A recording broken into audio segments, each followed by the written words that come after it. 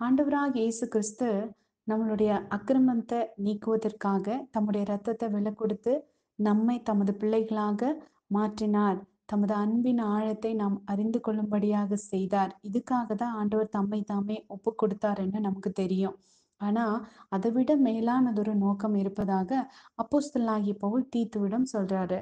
தீத்து 2:14. ஆமாங்க, அவர் தம்மை ஒப்பு கொடுத்ததின் நோக்கம் நாம் நற்கிரியைகளை செய்ய பக்தி வைராக்கியம் உள்ளவர்களாக மாற வேணும் அப்படிங்கிறதுக்காக தான் சொல்றாரு. இயேசுவானவர் தம்முடைய ஜீவனை கொடுத்ததுக்கு பதிலாக அவர் நம்ம கிட்ட எதிர்பார்க்கிற காரியம் நாமும் அவர் போல பரிசுத்தமுள்ளவர்களா மாறணும். அது மட்டும் இல்ல, நாமும் அவரை போல நன்மை செய்கிறவர்களாக இருக்கணும். நன்மை செய்கிறதுல, நற்கிரியைகளை செய்கிறதுல பக்தி வைராக்கியம் உள்ளவர்களா இருக்கணுங்கிறது தான் ஆண்டவரோட நோக்கமா இருக்குது. வேதாகமத்துல அப்போஸ்தல நடவடிக்கைகள்ல யோப்பா அப்படிங்கிற ஒரு பட்டணம் இருந்துச்சு. அந்த பட்டணத்துல பாருங்க, தபீத்தாள் என்னும் பெயரையுடைய ஒரு சீஷி இருந்தாங்க.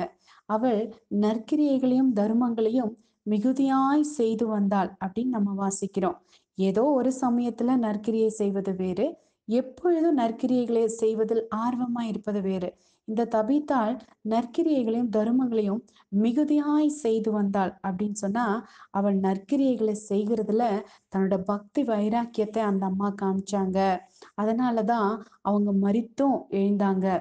அவர்கள் செய்த நற்கிரியின் பலன் அவங்க மரித்ததுக்கு அப்புறம் மறுவாழ்வை அவங்களுக்கு கொடுத்தது. ஆண்டவர் தன்னை அழைத்ததின் நோக்கத்தை தபீத்தாள் அழகாக நிறைவேற்றினாங்க. நம்முடைய தேவன் நம்மிடம் எதையும் எதிர்பார்க்கிறவர் அல்ல. ஆனா கூட நாம் நற்கிரியைகளை செய்கிறதுல பக்தி வைராக்கியம் உள்ளவர்களா இருக்கணும் அப்படிங்கிறத அவர் விரும்புறாரு. நீங்களும் நானும் ஒரு தபீத்தாளா இருக்கணும்னு சொல்லி அவர் விரும்புறாரு. அவர் நம்மை சகல அக்கிரமங்களில் நின்று மீட்டுக்கொண்டு தமக்குரிய சொந்த ஜனங்களாகவும் நற்கிரியைகளை செய்ய பக்தி வைராக்கியம் உள்ளவர்களாகவும் நம்மை சுத்திகரிக்கும்படி நமக்காக தம்மை தாமே ஒப்பு கொடுத்தார்.